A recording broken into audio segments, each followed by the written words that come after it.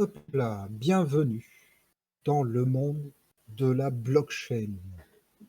Un univers passionnant et merveilleux. Donc, une blockchain, d'où ça. Qu'est-ce que c'est déjà? on, on va commencer. Une blockchain, c'est un peu un système d'une tuyauterie. On avait évoqué le fait que ce soit une tuyauterie. Et cette tuyauterie, qui est assez complexe, hein, au demeurant, euh, va permettre d'envoyer du courrier, en l'occurrence, on va prendre ça comme exemple, du courrier, dans des boîtes aux lettres. Ce système, il est né surtout en opposition à la centralisation. Euh, Ce système, il permet, comme vous le comprenez sur ce petit graphique, on a la centralisation où c'est un seul acteur qui va gérer le flux des données, et la décentralisation, où ce sont plusieurs acteurs qui vont gérer le flux de données. En l'occurrence, plusieurs boîtes aux lettres. Donc, dans ces boîtes aux lettres, on va envoyer des informations. Ces informations, elles vont être partitionnées et vont voyager dans plusieurs boîtes aux lettres jusqu'au destinataire, où les données vont être restituées dans leur totalité, et on va avoir du gain de temps et du gain de sécurité. Donc on va faire transiter par cet ensemble de tuyaux des informations. Donc en gros, l'objectif, c'est un objectif numérique principalement. Enfin, c'est un outil numérique principalement. On va envoyer des données numériques. Ces données, elles vont permettre, en l'occurrence dans ce qui nous intéresse, c'est d'envoyer de la crypto-monnaie. Crypto-monnaie, donc la crypto-monnaie, on va la compartimenter en deux, enfin on va en mettre deux modèles de crypto-monnaie. Une crypto-monnaie, elle va fonctionner que dans son propre tuyau. C'est-à-dire que son tuyau, est conditionné, est créé, formaté pour une seule crypto-monnaie. En l'occurrence, le Bitcoin ne pourra être envoyé que dans les tuyaux du Bitcoin, que dans la blockchain du Bitcoin. L'Ethereum, une autre crypto-monnaie, ne sera envoyé que dans les tuyaux de Ethereum. À cela, pour faire naviguer ces lettres dans ces tuyaux, il y a deux méthodes différentes. La preuve de travail et la proof of stake. Proof of work et proof of stake. Ces deux méthodes, elles se différencient par des calculs mathématiques en fait. On va se servir dans la proof of work, pour le Bitcoin par exemple, d'une preuve de travail, une preuve matérielle. Ce sont des mineurs qui vont accomplir cette preuve de travail. Et pour accomplir cette preuve de travail, ils vont utiliser des machines, des ordinateurs. En l'occurrence, on entend beaucoup parler de fermes de minage.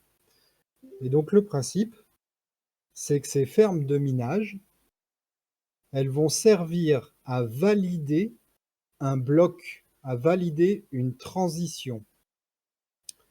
L'objectif de ces fermes de minage, pour ceux qui minent, c'est d'avoir une récompense. Et la récompense sera donnée à la première ferme de minage qui va résoudre l'équation mathématique qui va permettre l'envoi de ces données. Le travail des mineurs, il est compétitif. C'est quelque chose qui va permettre, c'est une méthode compétitive. C'est le premier qui trouvera le calcul mathématique qui gagnera la récompense. Pour une proof of stake, on espère Ethereum dans pas longtemps, qui va passer d'une preuve de travail à une preuve de stacking. Pour la proof of stake, la méthode est différente. En gros, ce sont l'accumulation de jetons qui vont permettre de valider ou d'invalider une transaction. Donc, c'est plus communautaire. Et en fait, ce sont plus des programmes qui vont travailler, plus que des calculs machines. Ces programmes, ils vont permettre d'étudier et d'envoyer les données. Afin d'avoir un programme compétitif, on va mutualiser les jetons, parce que ce sont nos jetons qui vont permettre la transaction. Et donc, on va faire en sorte d'être plusieurs pour avoir tous une récompense. Donc, tous ceux qui vont stacker des jetons auront des récompenses. À l'inverse d'une preuve de travail, où c'est seulement le premier qui résoudra le bloc qui va gagner la récompense. Il y a un enjeu, tout à fait, d'où le nom, une preuve d'enjeu. L'enjeu, il est mutualisé, il est communautaire. On va passer à la suite. Donc en fait, dans ces tuyaux, donc en fonction de la méthode, on va y envoyer des jetons. Les jetons, comme on l'a dit au début, le Bitcoin ne va naviguer que dans un réseau Bitcoin. L'Ethereum que dans un réseau Ethereum. Mais il y a un truc, c'est que certains réseaux ont ouvert leur tunnel. C'est un peu comme une autoroute ou qui était faite pour les voitures, qu'on a adaptée pour les camions et les camionnettes et les tracteurs, etc. En fait, on va pouvoir créer des tokens. Le Bitcoin est un coin, c'est-à-dire que le Bitcoin ne travaillera que sur la blockchain Bitcoin. Mais sur la blockchain Ethereum, on peut faire naviguer des tokens. Donc ce sont des jetons qui ont été créés pour pouvoir exister sur une blockchain qui n'est pas la leur. Ce sont des projets qui sont réalisés pour des transactions, pour de la capitalisation, pour beaucoup d'autres projets. Ils ont beaucoup d'utilité, mais ceux-là peuvent naviguer entre différents blockchains avec des ponts. On va créer des bridges. Ou alors, un jeton comme le Tether, l'USDT, il est créé pour la blockchain Ethereum, mais ce n'est pas un Ether, c'est l'USDT. Et donc, il va pouvoir transiter, naviguer dans les tuyaux Ethereum. À comparer d'un coin qui, lui, a sa propre blockchain et qui va être utilisé que sur sa propre blockchain. On a quelques exemples à l'écran de coins, le Bitcoin, l'Ether, l'ETH, qui ne travaillera que sur l'Ethereum, la blockchain Ethereum, le Litecoin, le Cardano et Binance. En token, on aurait par exemple le BAT, l'USDT, UNI, le Link ou le Tron, le TRX. Du coup, si vous avez des questions dans le chat, oui, c'est pas faux. Je vais reprendre la notion de Yo. Je la trouve très explicite. Un carré dans un rond, ça ne fonctionne pas. On va utiliser un carré dans un tuyau carré et un jeton rond dans un tuyau rond. En gros, les tokens ce sont des jetons ronds qui vont travailler sur une blockchain ronde. Voilà. Le Bitcoin est un carré et il n'ira que dans la blockchain Bitcoin carré. Du coup, je pense que s'il n'y a pas de... Oui. Oui, les bridges sont des adaptateurs, tout à fait. Alors, un jeton, un token, peut naviguer s'il est adapté à plusieurs blockchains. Et donc, pour qu'il puisse transiter d'une blockchain à une autre, ils ont créé ce qu'on appelle des ponts, des bridges. Et ces bridges, ce sont des adaptateurs autour du jeton, des lignes de code autour du jeton qui vont lui permettre de circuler dans différents tuyaux. Et ce qui va permettre de créer de la plus-value sur d'autres blockchains. Une utilisation plus répandue. La différence, l'enjeu, le problème qui peut se poser entre ces deux méthodes, entre le coin et le token, c'est la sécurité. Il est plus facile de trouver une faille de sécurité dans un pont, ce qui va permettre les hacks, le hacking des jetons. Alors sur une blockchain native avec un coin natif, du fait qu'il n'y a pas de transition possible sur une autre blockchain, il n'y a pas de bridge et donc on enlève des failles de sécurité. On va combler les failles de sécurité par une utilisation exclusive sur ce tuyau. Voilà. Donc je pense qu'on va passer la main à Tana, s'il s'est pas endormi. Non, non, non, non, je suis là, je t'écoute, tu parles. Tout le monde m'entend? C'est bon? Vous m'entendez bien? Par contre, ce qui serait peut-être intéressant, c'est vrai que j'y ai pensé pendant que ta présentation, c'est peut-être de voir les canaux avant et de voir la gestion du risque après, non? Je sais pas? Comme ça, on On peut voit faire ça. ouais, ça serait peut-être plus intéressant, You, que tu Et présentes les canaux et qu'on fasse la gestion du risque, bah, justement après l'étude de la courbe, quoi. Pas de problème. La notion de canaux, hein? Pas de problème. Tiens, et je te laisse juste, j'ai la main. oublié un truc, Vas-y, vas-y, vas-y. euh, j'en ai pour 5 minutes, même pas. Un petit truc pour terminer, en fait, euh, quelque chose que j'avais complètement zappé. Nos jetons, ils sont sur la blockchain à l'heure actuelle. Là où je vous parle, dans ce cas de figure, les jetons sont sur une blockchain. Mais comment on fait, nous, pour avoir ces jetons? Donc on va utiliser des portefeuilles. Ces portefeuilles, en gros, ce sont les boîtes aux lettres. Ces boîtes aux lettres, il y a deux modèles de boîtes aux lettres qui existent.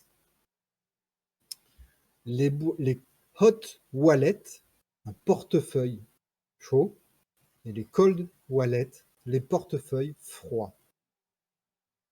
Pour ces crypto-monnaies, il y a une méthode d'acquisition de ces crypto-monnaies. En l'occurrence, on va passer par un échangeur, un exchange. En l'occurrence, on peut citer Binance, Crypto.com, Coinbase, FTX, Kraken, etc., etc. Il en existe des centaines et il existe environ 18 700 crypto-monnaies. Donc, on va utiliser ces échangeurs pour acquérir ces jetons, nos crypto-monnaies. À cela, on a deux méthodes. Celle qui est proposée généralement par les échangeurs et une méthode où vous êtes vous-même le propriétaire de vos jetons. La première méthode se base sur le hot wallet. Il permet trois points, en l'occurrence définis: une accessibilité accrue. Vous vous connectez à votre échangeur et c'est lui qui va gérer vos jetons. Il y a deux points noirs: la connexion à Internet, c'est connecté en permanence à Internet, ce qui amène à une vulnérabilité au hacking. Puisque dans ce qu'on sait, dans le monde de la finance, c'est un milieu où il y a beaucoup de hacking. Forcément, l'argent amène la malveillance. À cela, on peut y prendre pour nous un cold wallet.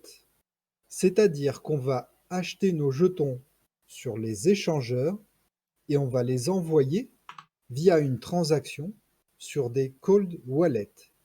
Ces cold wallets sont beaucoup plus sécurisés. L'accès au fonds est un petit peu plus compliqué parce qu'il n'y a pas de connexion à Internet en direct. Ça va demander une manipulation humaine, votre manipulation humaine. Donc c'est pour ça qu'on a plusieurs. Alors un autre petit graphique pour vous montrer un petit peu les différences. C'est pour ça qu'on a plusieurs méthodes en fonction de comment on va trader. Et donc ça amène justement à une gestion du risque et à une interprétation des jetons. Et là, je vais laisser la main à qui veut, Tana ou Yo. Ça va s'afficher, voilà. Donc en gros les tracés, on va voir les tracés de base. On a déjà vu quelques-uns. La dernière fois, on a vu les supports et les résistances. Donc ça, c'est des choses assez utiles justement pour se rendre compte. Là où il y a des, on va avoir des résistances par rapport au prix ou alors des maintiens, des soutiens. Donc sur votre TradingView, donc là TradingView, le site par défaut, honnêtement, par rapport à tous les outils qu'il propose, donc qui va vous permettre de faire quelques tracés. Vous avez tout le matériel donc sur le côté. On avait déjà vu ça avec Max la dernière fois et aussi avec Tana. Donc les résistances et les supports, pour vous rappeler un petit peu ce que c'est, les résistances et les supports sont en bas, ça va être des zones qui vont servir un peu de plancher, donc un petit peu comme ça. Donc là on avait vu que ça avait tapé une première fois, donc là on voit qu'il y a une zone support, et donc cette zone on va la retester plusieurs fois à différents endroits. Et donc ça va nous servir d'alerte pour dire je peux me positionner là quand je vois qu'il y a un rebond, et donc la résistance de la même façon vous pouvez très bien faire une vente sur les zones résistantes, et donc vous avez une idée généralement, voilà, par là vous savez que là ça commence à être résistant, donc on va prendre quelques profits à ce niveau-là. Donc après, c'est à vous de voir si c'est de combien de pourcentage de votre portefeuille vous voulez prendre comme profit. Donc ça, c'était pour faire un petit rappel par rapport aux zones donc de support et de résistance. Après, on avait vu les Fibonacci. Donc les Fibonacci, c'est... Hop, on va reprendre ça. Les Fibonacci, c'est quand vous avez un rebond, vous cherchez à savoir un petit peu jusqu'où ça peut aller. Donc, on prend un sommet. Oups, c'est pas le bon. Pardon.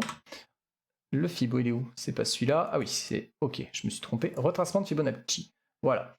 Donc le Fibonacci va vous servir à trouver des zones intéressantes pour faire justement des prises de profit en cas quand on va retester certaines zones. Donc le Fibonacci, vous allez prendre un creux et un sommet. Vous allez le configurer. Donc en fonction, si on va vers le haut ou vers le bas, vous pouvez l'inverser ou non.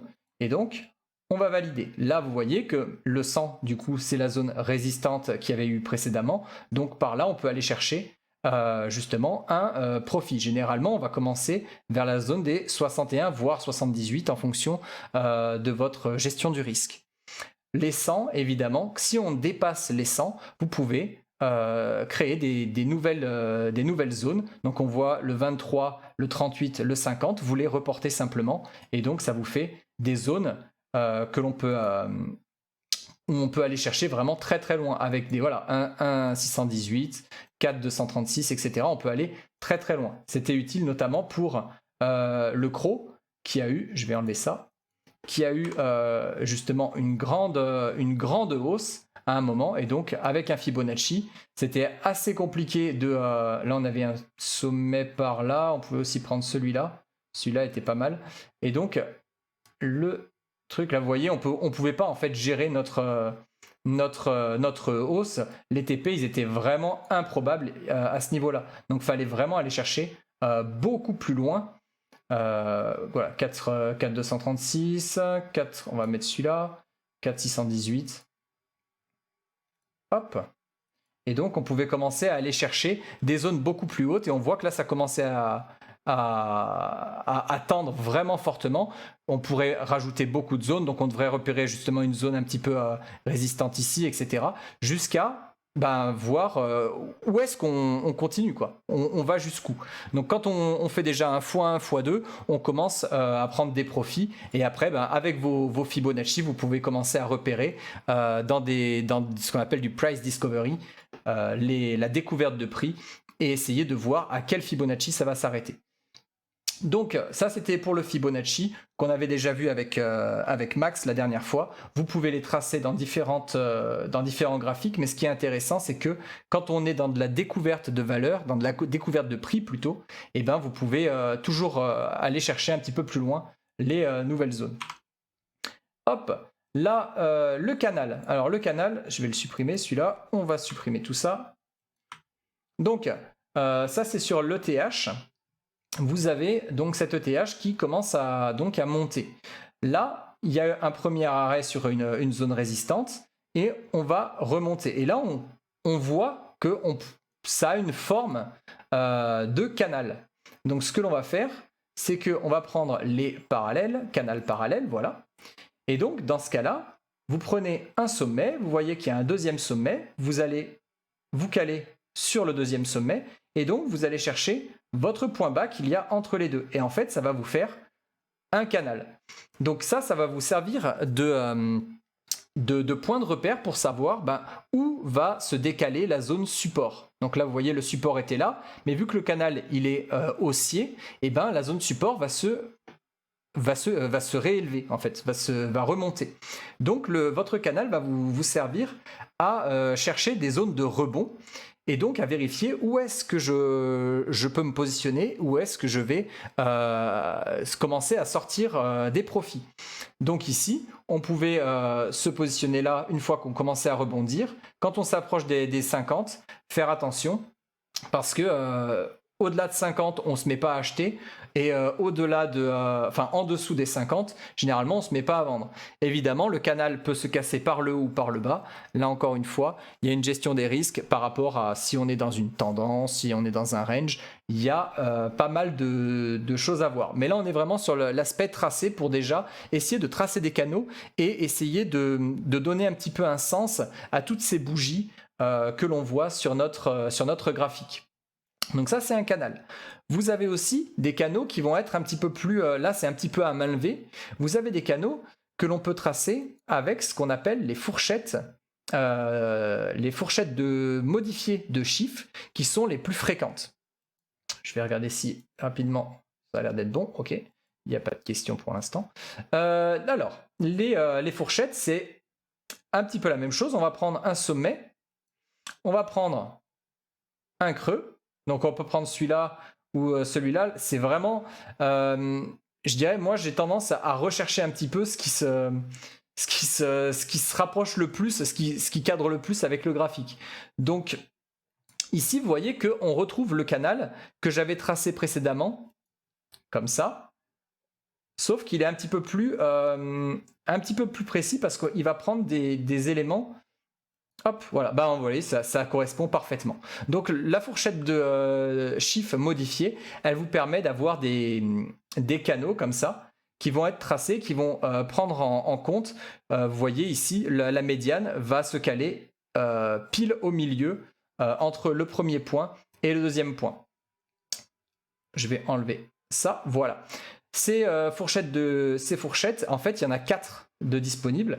Vous voyez, avec un clic droit, on peut avoir initial, chiffre modifié et à l'intérieur. L'initial, c'est généralement quand le marché a tendance à aller vers la baisse. Le chiffre, on l'utilise de moins en moins. Le chiffre modifié est très très utilisé, donc généralement, vous vous tournez vers le chiffre modifié. Dans certains cas, vous pouvez avoir des chiffres à l'intérieur.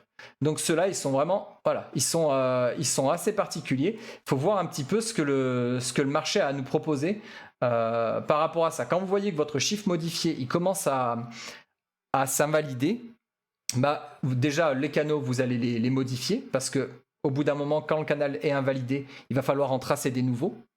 Et parfois, le canal, vous voyez, qui ne correspond pas du tout à ce qui est présenté sur le graphique. Donc, on va essayer de chercher parmi nos canaux disponibles celui qui va être le plus correct par rapport à notre graphique. Donc, je vous dis, généralement, le chiffre modifié, c'est celui qui correspond le mieux.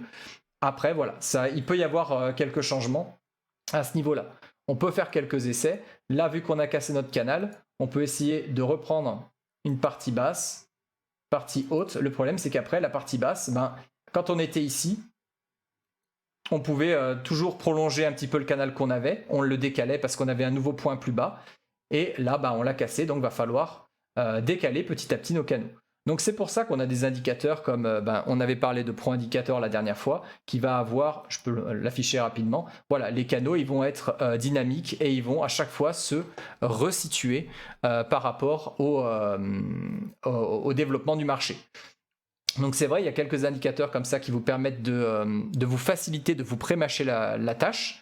Mais si vous ne voulez pas passer par un indicateur comme ça, parce que c'est des indicateurs qui sont payants, vous pouvez tracer vous-même vos canaux. Ça, c'est juste pour se faciliter la tâche. Donc voilà, ça c'était par rapport aux chiffres. On a vu les fibos et donc on a vu les canaux. Donc c'était vraiment les points essentiels à voir avec le BTC. Hop, on va prendre celui-là. De la même façon, vous voyez que c'est à peu près similaire. On peut tracer notre Fibonacci. On peut bien sûr, une fois qu'on a eu le rebond, on va pouvoir le décaler. Configuration, je vais l'inverser. Hop. Et comme ça, on le remet par le bas et donc on peut aller rechercher nos nouvelles zones. Voilà, donc on trace des canaux, un point haut ici, un point haut ici, le point du milieu. Vous avez un canal. Donc vous pouvez le faire à main levée avec les canaux parallèles qui sont assez faciles à placer. Voilà, comme là, parfait, rebond, rebond. Et là, on voit qu'il y a cassure et quand ça casse assez franchement. Vous avez donc les fourchettes. Donc les fourchettes, point haut, point bas, point haut. Voilà, donc on retrouve la même chose encore une fois. Si ça casse, on retrace de nouveaux canaux.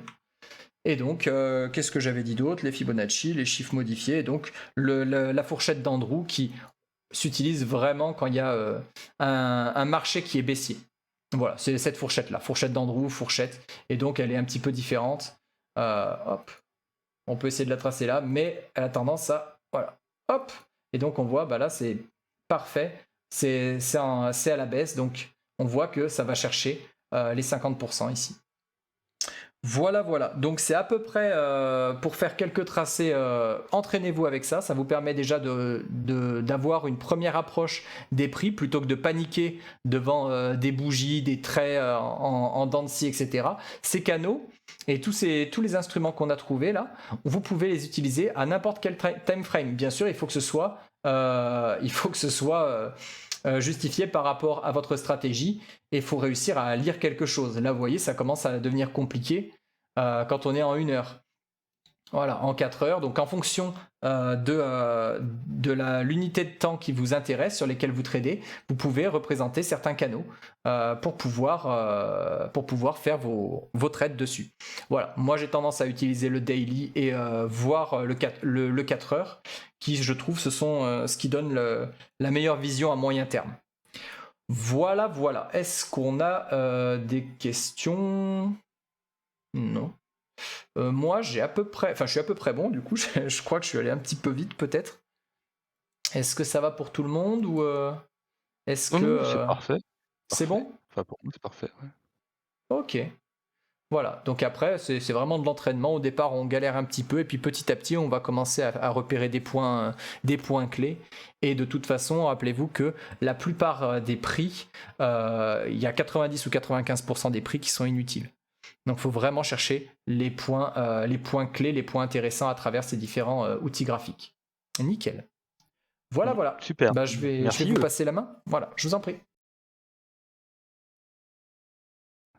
Je vais peut-être me permettre de rajouter un truc, Yo, sur le Fibo, parce que moi, ce qui m'avait perturbé au niveau du Fibo au début, c'était de me bien comprendre. On me dit, bah attends, c'est des traits à 0,70, à 0,25, c'est des pourcentages.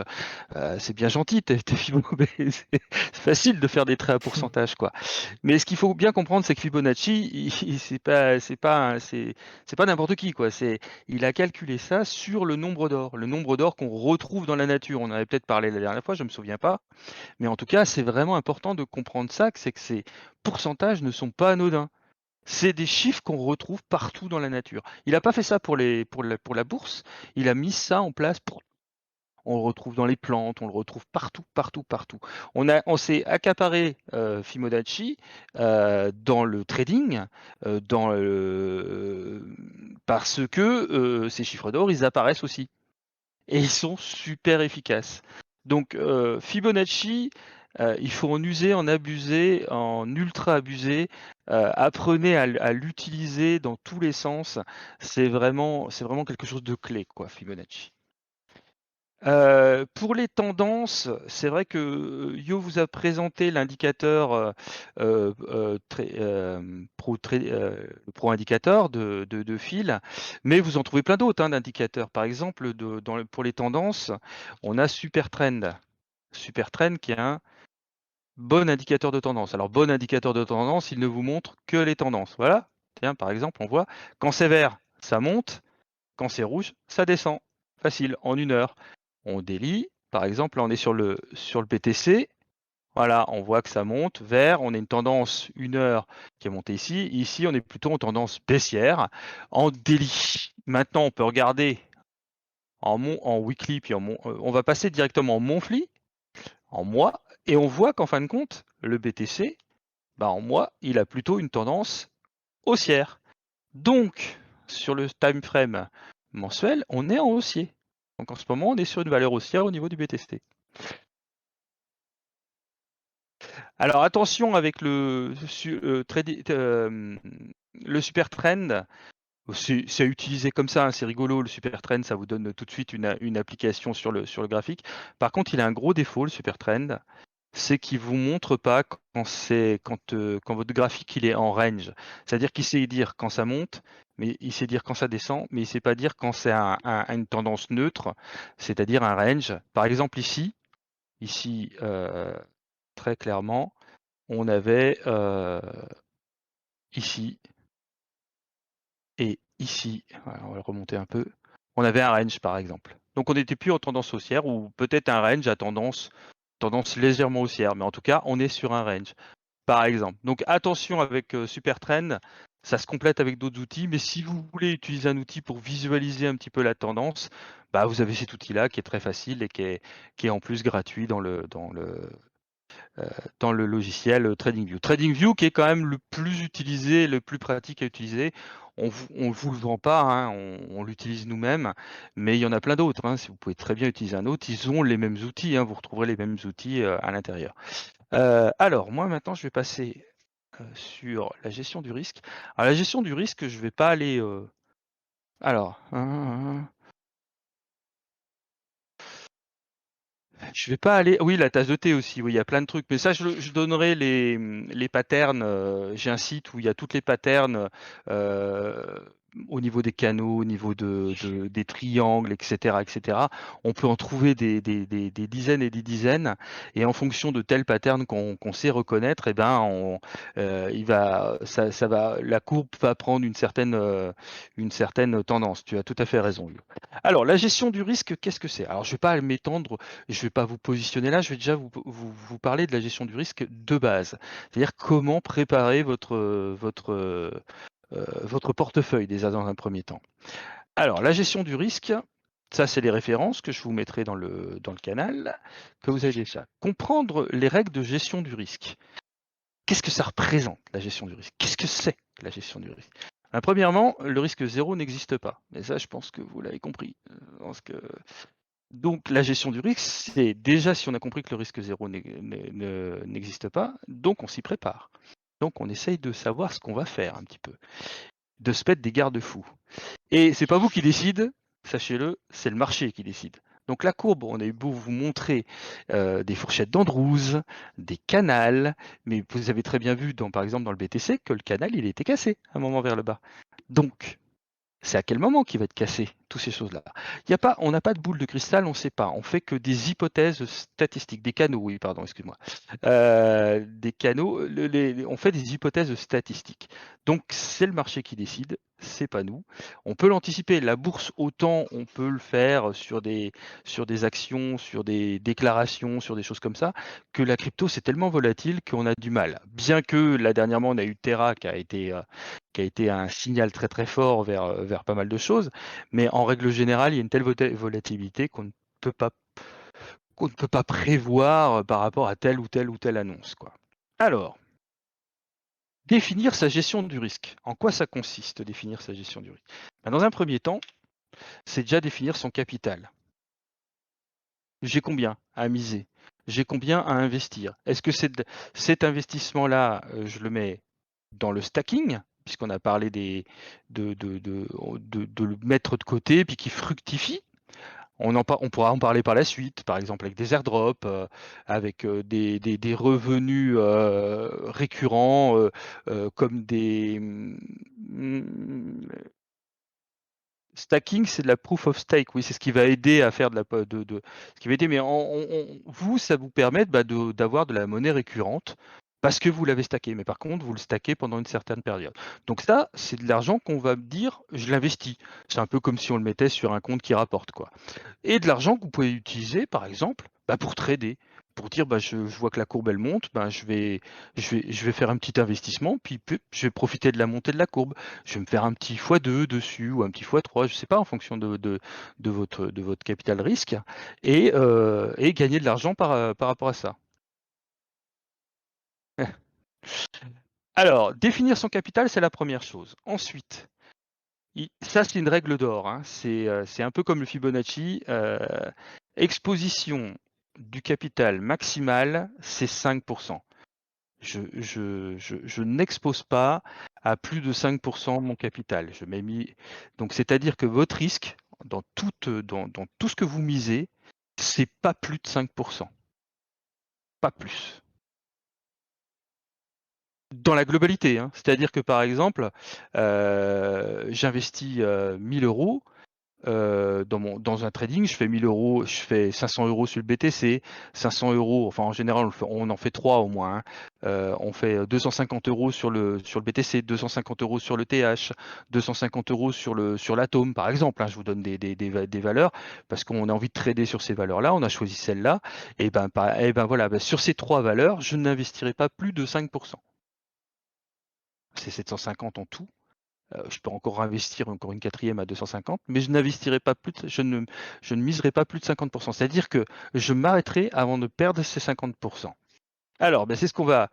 On verra, je vais vous expliquer ça, comment ça se passe. Je vous l'expliquerai même en graphique. Ce qu'il faut aussi important, c'est ce que je viens de vous dire, c'est diversifier ces investissements. Ne pas faire un all-in, ne pas tout miser. Vous avez 1000 euros, je ne mets pas tout sur le BTC. Je dis je prends de l'ETH, je prends des valeurs qui peuvent m'intéresser en fonction de ce que j'ai étudié des courbes, de ce que vous avez, vous, des canaux, des choses comme ça. L'amour du risque, exactement. Et il faut définir aussi votre profil psychologique. Il faut que vous sachiez, déjà dans un premier temps, qu'est-ce que vous êtes comme investisseur. Est-ce que vous êtes un investisseur risqué, faible risque, timide? Ça existe, hein, pas de mal, hein. On commence tous avec faible risque, et puis après on monte un petit peu au moins en risque modéré. Mais par contre, il y en a qui sont des investisseurs très agressifs, voire très agressifs. Donc votre gestion du risque ne va pas être la même. C'est en fonction de votre psychologie. Ça, c'est à vous de vous connaître. Déjà commencer en faible risque, et puis après, mais vous le savez, hein, voire older pour la retraite. Oui. Alors, Je reprends un tableau. Alors, vous n'ayez pas peur du tableau. Il est simple en réalité. Il n'est pas très très compliqué. Je le tire de fil de Pro Indicator, mais j'ai trouvé très très très bien fait ce tableau. Je vais vous l'expliquer. Vous allez voir, c'est très simple. Si hop, je vais prendre mon stylo. Voilà. Si vous jugez dans les faibles risques sur un schéma, par exemple, vous avez une courbe qui est faite comme ça. Vous estimez que la courbe, elle va ici, parce que j'ai tracé des canaux, par exemple, elle va redescendre. Bon, pourquoi pas? Donc, vous attendez une validation de redescente de courbe, c'est-à-dire que vous attendez que la courbe fasse, par exemple, 10% de sa descente. Donc, vous avez ce qu'on appelle la validation. Donc, à partir de là, là, on a misé, on est entré ici, en dessous de canal, quand ça a commencé à rebondir, plutôt juste en dessous du rebond. Et vous dites, quand vous avez fait quelques pourcents de descente, et ben là, on a validation de qu'on est bien en état de descente. Donc là, quelqu'un qui est en faible risque à ce niveau-là, il a eu une validation de son idée, puisqu'on était bien en descente. Il va déjà faire, par ici, à définir, un TP de 50% de ce qu'il a misé. Il est entré, par exemple, s'il a misé 250 euros sur ce trade, puisque c'est ce que je vous ai dit, on divise, même si vous aviez 1000 euros, on va diviser un peu les valeurs, on va faire 4 trades par exemple à 250. Et là, vous avez misé ici 250 euros, donc vous prenez la moitié de votre investissement, vous récupérez à cet endroit-là la moitié des 250 euros. Et vous gardez le reste pour aller, parce que ça va descendre encore, tout bêtement, et vous allez garder le reste jusqu'à... Alors, vous avez confirmation quand ça arrive à la moitié, à peu près, du canal. C'est même exactement. C'est confirmé. Quand vous arrivez à la moitié du canal, c'est que c'est confirmé. Donc là, quelqu'un qui a confirmation et vous êtes en faible risque, qu'est-ce que vous allez faire? Vous allez faire un stop loss, c'est-à-dire votre arrêt, parce que je ne vous en ai pas parlé juste avant, mais on en avait parlé avant. En général, on se met un arrêt, c'est-à-dire que si on s'est trompé, si on est invalidé, ça va vers le... alors là, c'est vrai que c'est pas je vous fais encore une descente et pas une montée. Nous, on a misé sur la descente et là, donc on va contre la montée. Donc, on a fait un arrêt si ça remontait, on se fait un arrêt ici, un stop loss ici. Et donc là, on s'arrête brutalement, on perd. Nous, on avait misé sur la descente, parce qu'on traitait même, on s'est misé sur le OT et sur la descente. Moi, je suis un amoureux des shorts, c'est vrai. Et donc, on s'arrête. Donc, on ne va pas par là. Donc, ça, c'est ce qu'on appelle le stop. Le stop, on ne va pas plus haut. Si on était sur une montée en cas de baisse, on mettrait un stop vers le bas. Et là, on s'est trompé, c'est pas remonté, ça n'a pas monté. Donc ça s'est arrêté, donc on s'arrêtera là. Puisqu'on s'est trompé, ça n'a pas monté. Donc on se met toujours des stops. C'est ça votre gestion du risque en réalité. Je vais vous le montrer sur une courbe après, comment positionner un stop et de manière à vraiment vous arrêter sur ces stops-là. Mais si on a eu confirmation, eh ben, ça continue à la baisse, puisque nous, on voulait vraiment gagner de l'argent quand ça baisse. Ça se fait très bien. Eh ben, alors, on continue. On prend 50% à moitié. Si on est invalidé, c'est-à-dire qu'on est arrivé au-delà de nos 10%, on n'a jamais touché les 50 et on part en arrière. Eh bien, on reprend 50% au TPBE, donc tout est marqué ici, c'est-à-dire au point d'entrée. Au point d'entrée, on reprend 50%. Comme ça, on n'a pas perdu d'argent, quoi, grosso modo. On n'a pas gagné, on n'a pas perdu. Mais au moins, on a validé notre position. Ensuite, oui, bonjour. Ensuite, si on passait la totalité de notre courbe ici, si on passait, si on allait jusqu'au bout du canal, eh bien on était en limite, on pouvait prendre un TP à 100%. Donc soit on revient en arrière, on prend notre TP 50 avant à notre point d'entrée, soit on monte et on prend notre TP 100%. Notre take profit TP1, je ne vous l'ai peut-être pas dit, mais c'est take profit, c'est-à-dire prendre les profits à 100% en bout de canal ici. Comme vous l'avez vu avec Yo, en fin de compte, c'est toujours une histoire de on monte, on descend un petit peu, c'est de savoir au bon moment où ça descend. Alors là, je vais effacer tout ça. Donc c'est pareil, en fin de compte, c'est le même principe. Là, je vous ai parlé du faible risque. Le risque modéré, c'est juste les chiffres qui vont changer. En fin de compte, lui, quand on a validation, c'est-à-dire qu'on descend d'à peu près 10% ou on a validation. Alors, on dit 10%, moi je dis 10%, mais on le voit mieux sur les graphiques avec les outils qu'on utilise, hein. On a des points de validation avec les outils, ça vous l'apprendrez. Bon, déjà, si vous basez sur 10% de descente, c'est déjà bien, mais les validations, les points de validation sur les graphiques et sur les supports, etc., sont vraiment plus intéressants. Mais en tout cas, dès l'instant que vous avez validation, vous prenez votre TP, vous mettez vos stop loss payés. C'est-à-dire que vous revenez à votre stop loss, par exemple si c'était en montant, vous ramenez votre arrêt vers le point d'entrée, directement vers le point d'entrée. Là où vous êtes entré, là où vous avez payé. Comme ça, même si ça revenait en arrière, vous ne pouvez plus rien perdre. Plus de perte. Donc, en fonction de votre profil, si vous êtes agressif, très agressif, n'hésitez pas à gérer de cette façon-là. C'est-à-dire quelqu'un qui a un risque modéré, il va prendre plutôt 25%, 25%, 25%, alors que quelqu'un qui a un risque faible prendra plus rapidement 50%. Quelqu'un qui est agressif, lui, pouf, il arrive à validation, c'est-à-dire il a fait 10%, il se met à la moitié du stop loss et puis c'est tout. Il prend il prend ses profits beaucoup plus tardivement. Et quelqu'un qui est très agressif, encore, il prend ses profits encore plus tardivement. Et sur le 100%, il fait un reverse, c'est-à-dire que ça repart dans l'autre sens, lui il remise sur la montée.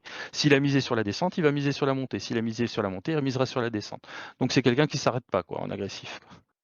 Alors attention, pensez toujours que vous misez 5%.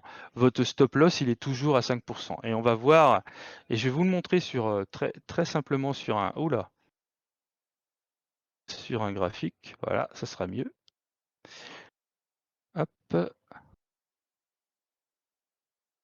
Avant de vous montrer ça, je vais continuer quand même sur le... Parce que je voudrais déjà qu'on définisse le capital, votre capital, qu'on définisse ce qu'on va miser en fin de compte. Tac, voilà. Donc retenez bien ça, je reviendrai sur le tableau, vous l'aurez, c'est très intéressant comme tableau. Il est à la page, hop, hop, hop, si je reviens en arrière, je l'ai mis ici. Il est à la page 39 du manuel utilisateur de Pro Indicator. Il y a beaucoup plus d'informations d'ailleurs dans le Pro Indicator. N'hésitez pas à le consulter, le manuel est téléchargeable et il est gratuit sur son site, hein. Tac, tac, tac, tac, tac, tac, on avance. Voilà. Sac. Ouais. Et je voulais vous montrer aussi une façon de déterminer votre position face au trading. Alors, vous allez voir, c'est assez simple. C'est juste un outil qui va dire, voilà, en fonction du risque que je suis en train de faire, si je fais un short, c'est-à-dire je mise sur la descente, ou si je fais un long, je mise sur la montée, je vais avoir telle taille de compte, donc là 1000 € par exemple. Mon prix d'entrée, si c'est une valeur, imaginons qu'on parie sur quelque chose qui vaut 100 $ ou 100 €, on va dire c'est notre prix d'entrée. Quand ça fait 100 €, c'est là que j'entre. C'est là que j'ai déterminé que j'étais à mon haut de calage, j'entre ce prix-là. Et mon stop loss, on dit c'est si je veux pas aller plus bas que ça, donc mon prix de sortie, ça sera 95 € par exemple, 5 € de moins, et donc je veux risquer maximum 1%, je veux avoir un capital risque de 1%. Donc là, on va calculer, il va nous calculer automatiquement combien je dois acheter de cette valeur à 100 €. Et on va le faire sur le site, vous allez voir, c'est très facile. Tac, si je retrouve... non, c'est pas ça. C'est ça. S'il te plaît, voilà. Voilà. Je l'ai retrouvé là. Hop. Voilà, là sur le site, par exemple, je fais un long, j'ai un compte à 1000 €, 1000 €, 1000 $, enfin ce que vous avez. J'ai un prix d'entrée à 100 €. J'ai un stop loss. Je veux pas perdre plus de... par rapport à ma courbe, par rapport à tout ça, je vois qu'il y a un support à 5 € en dessous. Donc c'est bon, je veux pas descendre en dessous de 5 € de plus. Et j'ai 1%. Eh bien, il me donne pour 1%, je dois en acheter 200. Voilà. 200 à 100 euros, qu'est-ce qu'il me raconte, lui? En long 1000. Il y a un problème là, reset value. Il y a un problème dans le calculateur. Taille du compte 1000, prix d'entrée 100, j'ai peut-être dû mettre 1000. Stop loss 95, risque 1%. Ah oui, j'ai pas mis long. Voilà. Position size 200. 200 euros. 200 euros. Ah oui. D'accord. Donc je dois pas miser plus de 200 euros. Non, autant pour moi, c'était pas 200 fois, c'était bien 200 euros. Donc je dois miser 200 euros. Donc j'en achète 2 en réalité. Et comme ça, j'ai pas plus de 1% de risque. Si je veux 2% de risque, tac, bah, ça sera 400 euros. Je mise 400 euros sur cette valeur-là. Attention, rappelez-vous, dans le cumul vous ne devez pas dépasser les 5%. Donc si je mise 1% sur cette valeur-là ou 2% sur cette valeur-là, il me reste 3% à miser sur les autres. Puisque ça, c'est la valeur totale de mon compte à miser, hein.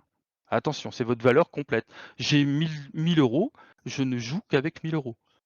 Mais je vais miser 200 euros à 2% ou 400 euros à 2% sur cette valeur-là. Voilà. C'est ça votre gestion du risque. C'est là-dessus que vous devez caler votre gestion du risque. C'est 1%, bah, je mise 5 fois sur 5 trucs différents à 1%, ou je mise 2,5% sur 2 trucs, peu importe si vous voulez. Mais en tout cas, il faut que vous divisiez vos valeurs à miser, ou vous pouvez viser sur une seule valeur à 2% par exemple. Vous êtes en dessous de vos 5%. Maintenant, on passe sur la courbe. Hop, ça va être plus parent. Par exemple, là, je suis en sortie de range. Je vais miser que ça monte. Tiens. Alors, on a un outil dans TradingView qui est très intéressant. Je l'ai en bas, c'est vrai. Donc là, je vais le mettre en long. Position longue. Tiens. Je vais rentrer ici. Je suis sur le BTC. Je suis dans le temps. Hein, je suis assez loin. Ah non, mais là, je suis. Non, non, non, non, non, non, non. Je voudrais rentrer sur une valeur. Tiens, par exemple, ici. On va faire ça. Tiens. Voilà. Ça sera plus facile. Hop, je vais rentrer ici. Je rentre à 42 000 dollars. Là, je suis en USDT, je suis en dollars. C'est BTC USDT. Donc, je rentre ici. Je vois que j'ai un support ici. Je vais donc mettre mon stop loss. La partie rouge, c'est la partie où on ne veut pas aller. La partie verte, c'est la partie où on veut aller. Je mets mon stop loss sur la partie basse, ici. Là, pourquoi là? Parce que là, je vois très clairement que je suis sur un support. Je le mets légèrement en dessous pour pas qu'on vienne me chasser, parce que là, il y a eu quand même une mèche qui aurait pu venir me chasser. C'est la validation qui va me dire. Et je mets mon prix de revient à peu près sur le deuxième support ici, en espérant que ça revienne ici. Je mets un petit peu en dessous du support, voire à la limite du corps. Qu'est-ce que j'ai? J'ai 4,69. Oh là là, mais c'est formidable. J'ai 4 fois la valeur si ça faisait ça. Peut-être descendre un peu parce que 4 fois la valeur, on va peut-être se mettre en bas de résistance. Voilà. Donc ici, je rentre. Moi, ce que j'espère, c'est que ma courbe, elle vienne taper ici. Mais entre-temps, et qu'elle n'aille pas plus bas que ça, parce que là, je mets mon point d'arrêt. Donc quand vous allez trader, vous n'avez qu'à mettre que dans votre outil de trading, directement, votre stop loss, il va être ici à 40 370. Votre point d'entrée, il sera ici. Votre point de profit, 100%, il sera ici. Mais vous pouvez très bien faire un profit intermédiaire ici, à 50%. Voire même plusieurs. Hein. Ça, rien n'empêche d'en faire plusieurs. Mais en reprenant le tableau que je vous ai montré, on va se placer vraiment à 50% ou ici, à 10%. Sur ceux qui sont... Si ça remonte ici, on va pouvoir faire déjà un petit profit pour les faibles risques. Donc en fin de compte, notre valeur limite, elle est ici, sur cette ligne bleue-là. Notre valeur d'entrée, elle est ici. Notre première valeur de profit, en fonction de son profil, ça sera là. Notre deuxième valeur de profit, elle sera là, en fonction de notre profil toujours. Et notre dernière valeur de profit sera au-dessus, puisque c'est notre objectif, en fonction de notre courbe. Eh ben, on peut voir ce que ça donne. On va tout bêtement faire... hop. Hop. On va le laisser On va le laisser jouer. Hein. Voilà. Alors, là, j'étais un peu vite. Je vais agrandir. Là, on voit que on a failli se faire sortir. Mais aucune mèche n'est arrivée sur notre stop loss. Donc notre stop loss était bien placé jusque-là. Donc là, notre gestion du risque était bien faite. Et on est monté après, on a eu notre validation. Donc là, si on était en faible risque, on pouvait déjà prendre du profit, nos 25%. On est arrivé ici, en faible risque encore, on prend encore 25% ici. Et après, est-ce qu'on va arriver jusque là-haut? Là, on est en train, je ne sais pas. Alors, pour bien calculer avec cet outil-là, il va falloir mettre l'idéal, c'est d'ouvrir la fenêtre, vous double-cliquez sur le graphe, et là, on met notre taille de position. Donc, ma taille de position, ça va être 1000. C'est ce qu'on avait mis dans l'autre outil. On peut très bien le faire ici. La taille du lot, vous ne le mettez pas, vous n'y touchez pas. Taille du lot, on laisse toujours 1 pour la crypto-monnaie. Le capital risque, 1%. Le prix d'entrée, c'est ça, puisqu'on est rentré ici, juste à ce prix-là. Notre prix de sortie, elle était définie par rapport à ça, par rapport à notre support, donc très bien. Et notre prix de sortie, il s'est défini automatiquement, on n'a rien à faire. On sait automatiquement, on a perdu Sheridan, on sait automatiquement qu'on va gagner 43 $ ici, puisque mon compte va être 1043 si j'arrive jusqu'ici, puisque je mise que 200 €. Hein. Et j'ai une taille de compte de 0,005. Il me le calcule tout automatiquement. Je sais que je dois prendre 0,005 BTC. Et que j'ai 4,3 fois le capital risque d'investissement, ce risque-là, quoi, en fin de compte. Et je ne peux perdre que 10 $ là. Ah oui, parce que je suis un peu plus bas, donc j'aurais pu me mettre à 95, mais je ne peux perdre que 10 €, pardon, puisque 1000 € et 10 €. Voilà, j'ai tout. Ce graphique-là, j'ai tout dedans. J'ai plus qu'à laisser jouer et voir si j'ai eu raison. En tout cas, là, j'ai pris mon profit. Là, j'ai pris mon profit. Et quand j'arrive là, quand je suis passé au milieu, toujours en fonction du tableau, eh bien, on va remonter le stop loss et on va le mettre ce qu'on appelle en break-even, c'est ce que vous retrouverez dans le tableau break-even. Break-even, ça veut dire qu'on ne peut plus être perdant. On ne reviendra plus en dessous. J'ai passé 50% de cette valeur-là, 50% de ma montée. C'est validé. Ça, pour moi, il y a eu validation de montée. Donc, je prends mes profits dès à présent et je mets mon stop loss à ce niveau-là. Alors, je laisse la valeur rouge pour ne pas perdre les valeurs parce que si je le remontais, ça changerait toutes nos valeurs. Mais en réalité, la limite, dans mon logiciel de trading, je l'ai amené ici, directement. Et là, je continue. On va voir ce que ça fait. Hein. On va laisser jouer. Bam. Ah bah, boum. Ça a crevé. On a crevé le sommet. Donc, on a eu tout juste. Le take profit a été fait à 100%. J'ai pris mes profits entre parenthèses. Alors, j'ai pas eu tout à fait 43 €, qu'on soit bien clair. J'ai eu peut-être un peu moins parce que j'ai pris des profits intermédiaires, comme j'ai pris 25% ici, 25% ici. Donc, c'était à cette valeur-là, quoi. Hein. Alors ça, il ne peut pas le calculer, notre outil. Mais vous le voyez, in fine, ce que vous avez, ça sera inférieur à 43 €. On pourrait le calculer, hein. On pourrait le faire à chaque fois et le savoir déjà d'office. Mais lui, l'outil, il ne prend pas les take profits intermédiaires, il prend vraiment le profit final. Donc, on sait qu'on devrait être inférieur à 43 $, mais supérieur à 30 $. Donc, plutôt intéressant, quoi, comme profit là, je suis en... Ah oui, je suis en daily. Ouais, j'aurais dû me mettre en 1 heure. Bah, en quelques jours, hein, ça s'est passé en 1, 2, 3, 4, 5, 6, 7, 8, 9, 10. Au 9e jour. On touchait au 9e jour. Voilà. C'est pas inintéressant. Voilà, c'est ça votre gestion du risque. Vous devez vraiment avoir le réflexe de dire, je me positionne, je gère mon capital, je fais mon risque, et en fonction de l'étage qu'on atteint, en fonction de mon analyse graphique, en fonction des outils, comme on vous l'a expliqué, je vais mettre mes profits en fonction de ma psychologie.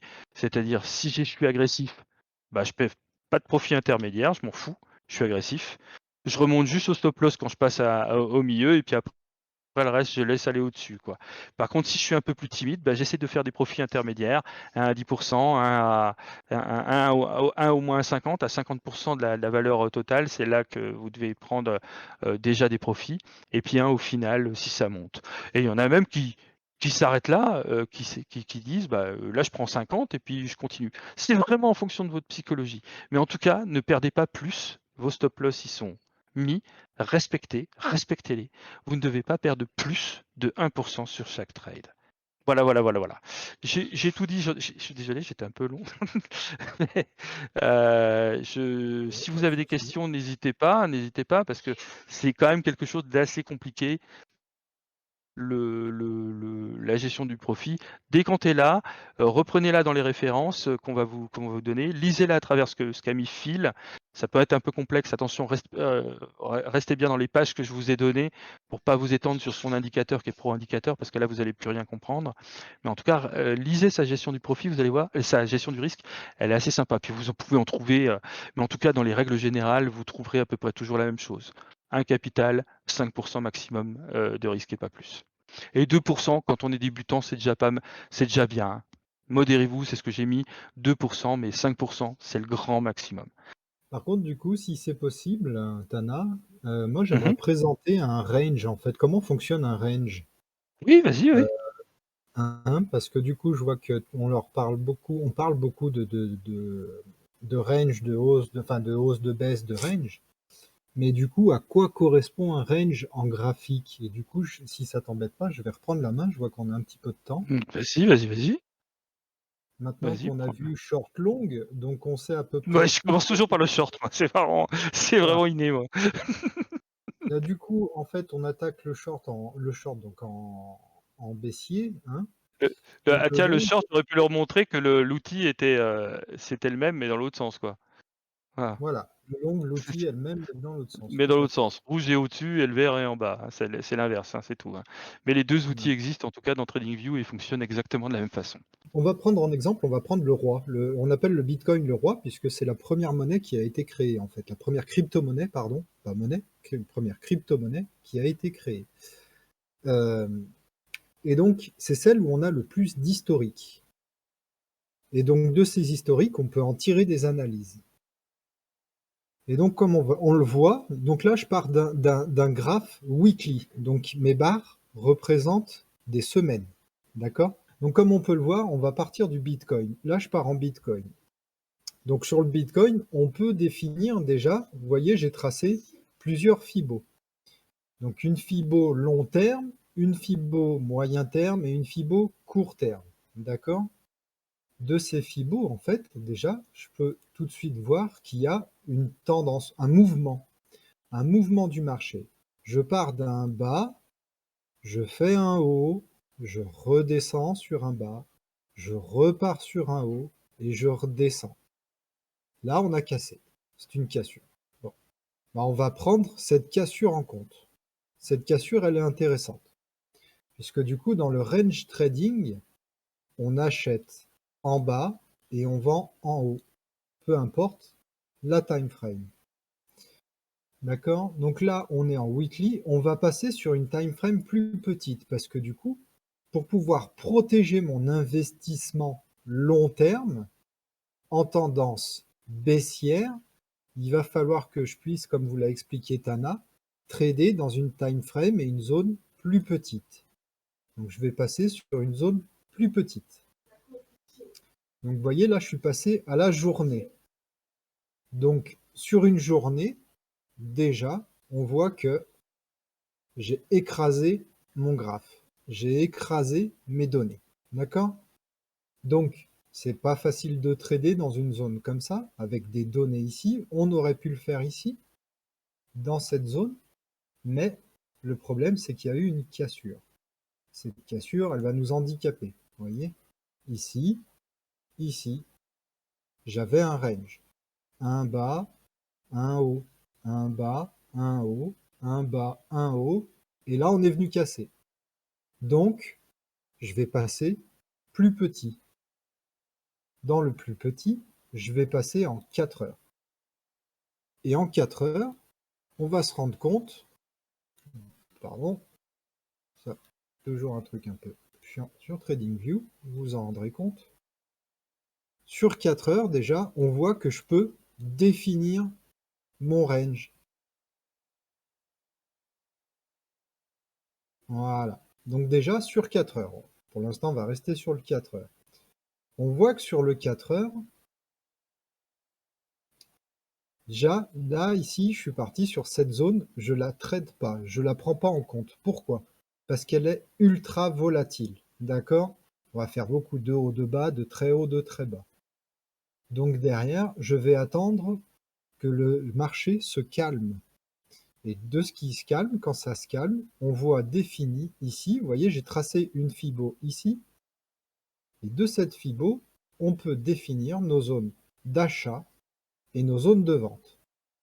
Et vous voyez que du coup, dans ces zones, c'est exactement ce qui se passe dans un range, c'est-à-dire que les range traders vont acheter les bas de marché pour vendre en haut du marché, racheter en bas du marché pour vendre en haut du marché. Et vous voyez, il y a toujours des mèches ou des bougies dans les zones de vente ou alors dans les zones d'achat. Et donc, c'est un jeu de ping-pong où on vient pinguer en bas, pinguer en haut, pinguer en bas, pinguer en bas, en haut, en bas et en haut. Et donc, ça nous donne la suite du range. Donc, à chaque fois qu'on a une cassure, on va retracer, c'est-à-dire que je pars d'ici, je monte, paf, ça casse, je retrace vers le bas, ça casse, je repars vers le haut, etc., etc. Donc un range trader, ce qu'il va faire lui, c'est qu'il va comprendre ce marché, il va se positionner sur ce marché afin de pouvoir avoir une vision plus précise. On va passer en 1 heure. Vous voyez tout de suite mes petites barrettes, il y en a plus, mais je peux mieux les traiter. Je peux mieux traiter ces données-là en 1 heure, puisque du coup, on a une time frame très petite, avec des pourcentages très petits. Plus les pourcentages sont petits, plus la time frame est petite. C'est-à-dire qu'ici, techniquement, pour un range trading, je vais faire au mieux du 3 ou 4%, puisque je vais acheter dans ces zones. Hop, et si je remonte, vous voyez, je vais vendre à peu près 5%. Et 5% ici. Donc je vais acheter en bas, revendre en haut, acheter en bas, revendre en haut. Voilà ce que c'est en fait un range. Et le range, il vient se positionner dans son bas sur les 0,886 jusqu'au 618. Après, on a une zone de non-trading, entre guillemets, et au-delà des 382 jusqu'au 214, au 114, ma zone de vente. Donc on vient chercher les bas de range, vendre les hauts de range, acheter les bas de range, vendre les hauts de range. Voilà, c'est comme ça que se forme un range. Après le range, il aura une décision, il y aura une prise de décision.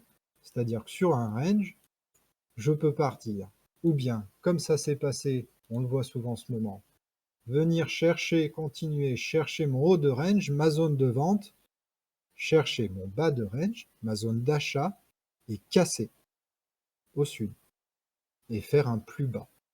Ou alors, venir chercher mon haut de range, et casser vers le haut. Voilà à peu près. Donc du coup, dans un range, comment on traite un range et comment il se forme? Des bas, des hauts, des bas, des hauts, des bas, des hauts, des bas, des hauts, etc. Donc après, généralement, ce que Yo va sûrement prendre la main par-dessus, c'est les triangles, puisqu'un range, vous voyez, il est jamais à la même zone, c'est jamais exactement le même prix. Ma flèche ici est plus grande que ma flèche ici. Et ici, ma flèche est plus grande que cette flèche. Donc c'est pas exactement un prix défini, c'est une zone. Et généralement, souvent, ces zones vont former des triangles. Et si je prends un peu ici, par exemple, je peux tracer à peu près, si je prends mes points là, 2 points. Alors c'est tracé à la va-vite, Yo le fera mieux que moi. On voit ici un haut de triangle. On peut prendre ma tendance en bas comme bas de triangle. et il y a une cassure qui peut se former, soit au nord, soit au sud. C'est pour ça que du coup, on va avoir des pings de plus en plus petits, plus en plus petits, plus en plus petits, jusqu'à la résolution. Et là, je pense que si Yo veut prendre la main pour expliquer les triangles, ça peut être intéressant, si vous êtes toutes et tous d'accord. Ok. Donc, je vais reprendre vite fait la main. Alors les triangles, j'ai oublié d'en parler tout à l'heure. Les triangles, alors j'ai pas de très beaux exemples ici vu la tête du marché. Je vais repasser, hop, 2 secondes, reprendre la présentation, partager. Voilà. J'ai trouvé ça rapidement, c'était sur le Stellar. Donc en fait, outre le fait que cette sortie malheureuse qui s'est produite, en fait là on pouvait avoir ce qu'on appelle une forme de triangle. Il n'est pas très très propre, mais bon, ça fera l'affaire. Hop, un triangle c'est quoi? C'est en fait quand c'est en train de monter ou de descendre et que ça prend la forme simplement d'un triangle. Là on voit, hop, on pouvait faire quelque chose comme ça, et donc on pouvait s'attendre à ce que on continue de naviguer à l'intérieur de ce triangle jusqu'à ce que, selon l'orientation du triangle, on finisse par casser ici par le haut. Évidemment, là ça a bien foiré, mais voilà, un triangle en fait, des fois on trouve pas de canaux, mais on voit que petit à petit on commence à rebondir, mais le rebond est de plus en plus réduit. Et donc, selon l'orientation de ce triangle, on peut espérer avoir une sortie haussière ou baissière. Donc, ça serait bien que je trouve un autre exemple. Je regarde un petit peu ce qu'il y a, mais vu que tout a une sale tête en ce moment, ça va être un peu compliqué. De mémoire, je crois que je sais pas si je trouverais mieux que ça, malheureusement. Shiba, de toute façon, c'est... Ouais, Shiba, ça pouvait le faire, ouais, même pas. Shiba, c'était pas très très joli non plus, enfin ça a bien cassé. Là, ouais, là aussi on pouvait le voir aussi, ça faisait une espèce de... Ça, oups, pas ici, pardon. Annulé. J'essaie de trouver quelque chose qui correspond. Voilà, par là. Donc on avait un support ici, une résistance, et donc là le triangle n'était pas super parfait, mais on pouvait le tracer comme ça, et on voyait que ça remontait aussi. Ça remontait là, et on pouvait se faire en fait ce qu'on appelait tout à l'heure des trend lines. Il y a certaines trend lines comme ça qui vont se croiser à différents endroits. Évidemment là-bas on a la sortie, donc c'est pas super intéressant, mais les trend lines qui peuvent servir justement à établir si le marché sort, ça vous donne en fait ce qu'on appelle une limite. Et donc parfois les trend lines se croisent sous la forme d'un triangle. J'ai pas de truc particulier parce que tout a une sale tête honnêtement. Voilà, là j'avais fait un triangle qui se faisait sur le link. Je vais supprimer ça histoire d'y voir un peu plus clair. C'était les Fibonacci. Donc on voyait que la valeur, elle avait tendance à rebondir. Et là le triangle, il n'était pas non plus un beau triangle rectangle, c'est la perfection. Sauf que là, c'était pas un triangle rectangle, mais on voyait que les valeurs avaient tendance à baisser. Au départ, moi mon triangle, je l'avais fait comme ça. Hop. Viens là, voilà. Je l'avais fait comme ça. Parce que je voyais que la valeur, elle avait tendance à remonter, mais moins haut. Elle avait tendance à descendre, mais moins bas que précédemment. Et donc, petit à petit, j'ai cherché à voir. Évidemment, comme on l'a vu, là, ça nous fait d'ailleurs une très belle trendline. Hop, comme on l'a vu, c'est sorti par le bas de ce triangle. Hop, je vais supprimer cette trendline.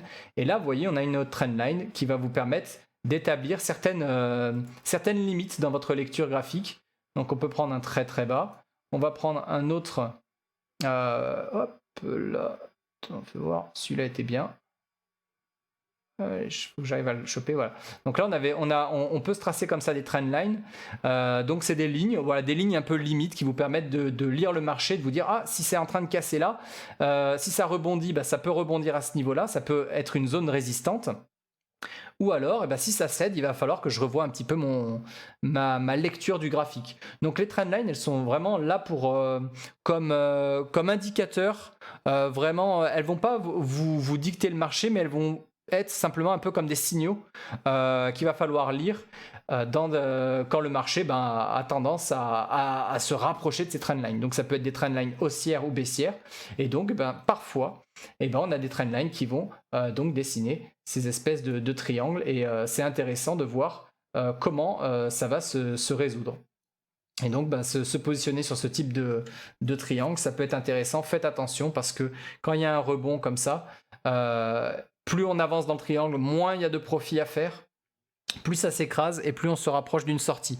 Le truc, c'est que savoir si ça va sortir par le haut ou par le bas, ça demande un petit peu d'expérience. Ça demande aussi de lire les sine waves, de lire un petit peu la valeur du marché si elle monte ou autre. Donc c'est un petit peu plus complexe, mais déjà avoir des trendlines à tracer, ça vous donne quelques informations complémentaires par rapport aux canaux, par rapport au Fibonacci, et ça va vous permettre d'ajuster un petit peu votre stratégie et de tirer la sonnette d'alarme quand on passe à certains niveaux. Voilà, donc les triangles, faute de mieux, j'espère que ça vous suffira pour vous faire une première idée. Les triangles, ils peuvent être cassés. Des fois, on peut avoir aussi des triangles dans des triangles dans des triangles. Donc ça peut être vraiment, faut faire super attention parce que selon le time frame, on peut avoir un gros triangle qui va se passer en hebdo, puis un triangle en daily, et là on va avoir des triangles qui vont en casser d'autres, ce qui peut petit à petit nous faire tomber sur un range en fait.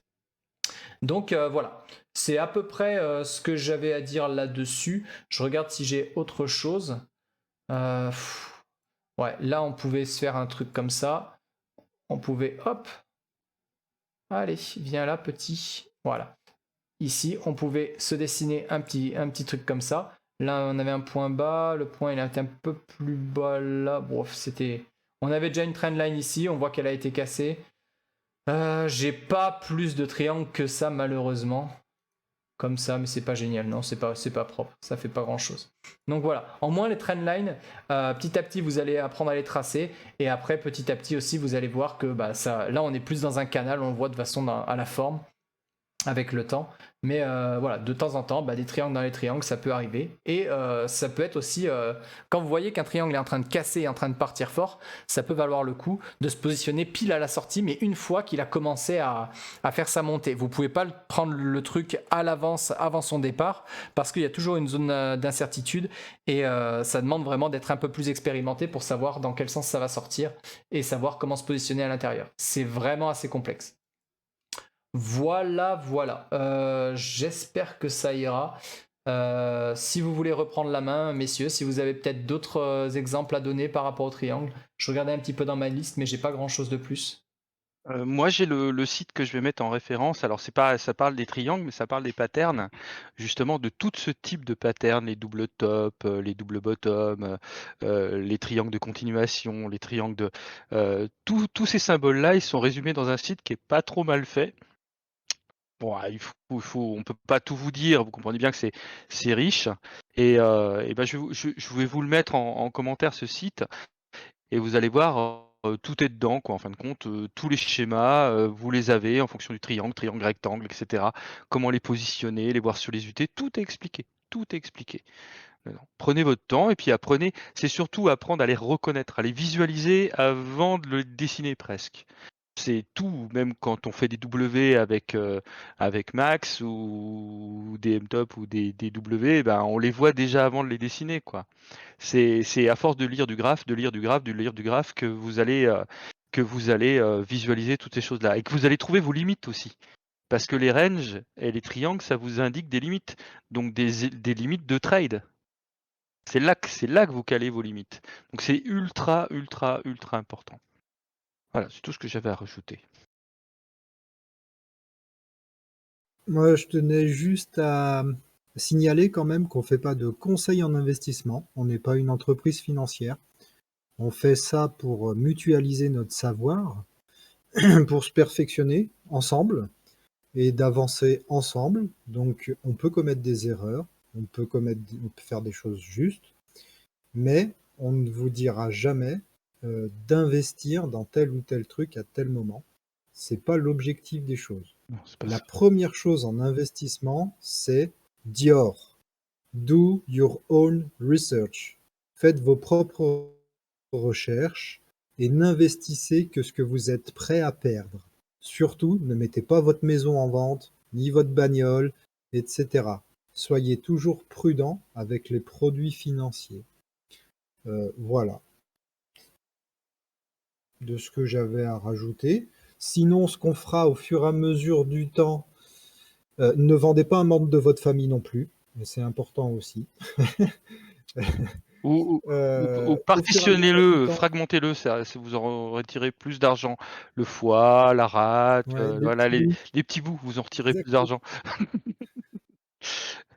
La belle-mère, tu la fractionnes Et au fur et à vachement, quoi. mesure du temps, on vous fera parvenir alors, il existe énormément de sites avec énormément de méthodes de trading, énormément de méthodes d'investissement. Et en fait, en fonction de comment vont évoluer les épisodes, on vous fera parvenir au fur et à mesure des liens vers ces sites. Toujours pareil, faites vos propres recherches sur ces sites, vos propres investissements. Euh, c'est vous qui avez les cartes, c'est pas nous qui cliquons sur acheter ou vendre. Et pour ce faire, vendez pas votre belle-mère, elle peut toujours vous servir. À vous Merci donner à des tous. thunes. Ah, Après, du coup, on peut enchaîner sur une petite foire aux questions. Si vous avez des questions, on aurait sûrement des réponses. ou pas. Après, sur la suite des épisodes, je pense qu'on va essayer de continuer, si mes collègues sont d'accord, de toute manière, on en discutera, à faire un épisode toutes les 2 semaines, 2 ou 3 semaines en fonction. Euh, Si vous avez des questions en dehors des émissions, vous avez Actu Crypto et Crypto Discussion qui sont à votre disposition. Vous aurez souvent toujours quelqu'un pour répondre, en tout cas dans la mesure du possible. Euh, voilà, n'hésitez pas. Nous, on va partager ce qui nous semble pertinent. Donc, on essaye de faire au mieux. Voilà. Du coup, je pense que pour le prochain thème, euh, on fera un petit peu plus donc sur le Web.3, parce que du coup, on a Mmh. attaqué une série en début d'émission sur la blockchain, et donc on va enchaîner sur le Web.3 et son avenir. On est à l'heure actuelle au Web.2, on va passer au Web.3. Et qu'est-ce que ça engage pour nous, pour les blockchains et pour les crypto-monnaies? Donc vous verrez des nouvelles formules de crypto-monnaies, des nouveaux modèles de crypto-monnaies et d'utilité de l'Internet. Voilà. On ira peut-être un peu plus dans les portefeuilles, les échangeurs, comment ça fonctionne. Là, on les présente en gros, mais on ira peut-être creuser un petit peu plus. On reviendra un peu moins sur le système de blockchain, puisque du coup, je pense que maintenant vous l'avez compris. Et voilà. Donc, si vous avez des questions, Il y a il y a il on y est a il y a une présent. chose il y a une chose que tu avais pas parlé, Max, c'est tu as parlé des hot, et des cold wallets, mais tu as pas parlé des soft wallets aussi. Et du coup, c'était pour le prochain. Ah, pour le prochain, OK. Ouais. Pour le prochain, on vous présentera les soft wallets, puisque du coup, vous avez plusieurs modèles de portefeuille. Euh, et ça, on l'évoquera au prochain. Déjà, si vous avez réussi à appréhender les portefeuilles connectés à Internet et ceux hors du réseau d'Internet, on vous expliquera un petit peu plus leur fonctionnement et des nouveaux, enfin des nouveaux, pas des nouveaux, mais on discutera d'un autre modèle de portefeuille. Voilà. Voilà, je vois que Tana vous présente le Kepler, pour ceux que ça intéresse. Un petit Kepler assez bien fait. Très, très bien Après, fait, c'est Kepler. pareil, hein, ouais, très très bien fait. Donc ces portefeuilles vous permettent aussi, même d'autres hein, sur les échangeurs, vous avez de l'accès à du stacking, etc. Donc c'est pareil, c'est des notions on approfondira au fur et à mesure des émissions. Je pense que je vais laisser la parole à Yo, s'il veut présenter le Discord comme on avait fait la dernière fois. Et puis du coup, ce sera sûrement le mot de la fin.